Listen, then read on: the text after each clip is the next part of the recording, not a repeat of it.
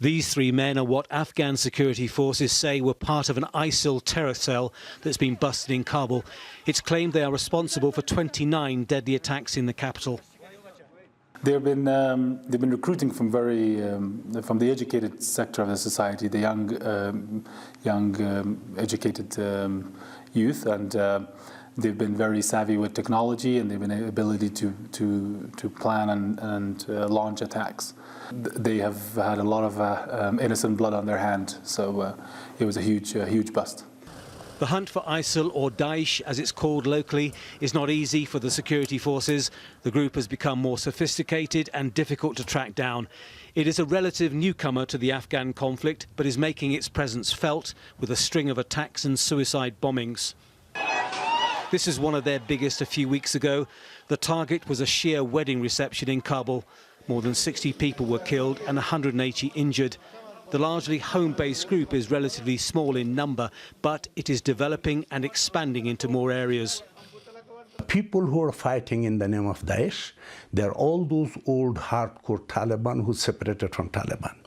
And they are supported from some elements from outside. But the Afghan army believes that as ISIL fighters are driven out of Syria, some are making their way to remote areas of Afghanistan. But also that ISIL ranks will swell with disaffected Taliban fighters that oppose a peace deal. A cornerstone for the US of any peace agreement is that the Taliban agrees to prevent any group from using Afghanistan as a base to launch attacks on the US and the West. Taliban, no matter how they guarantee, they cannot fight on their own without the support of the government, support of the army, and support of the international community. But that's probably a long way in the future. It's the attacks in Afghanistan now that frighten people. Abdul Latif knows the pain ISIL can inflict. His youngest son, Abdul Jamil, was a musician who was killed in the Kabul wedding hall bombing. They are against humanity. They are not Muslims, and nothing about our religion allows you to go and blow someone up. This was not a military place. This was just a wedding party.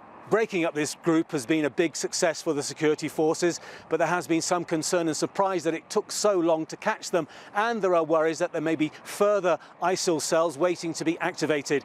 It is clear that when Afghanistan eventually achieves peace, ISIL will still be a big problem that will be difficult to solve. Tony Birtley, Al Jazeera, Kabul.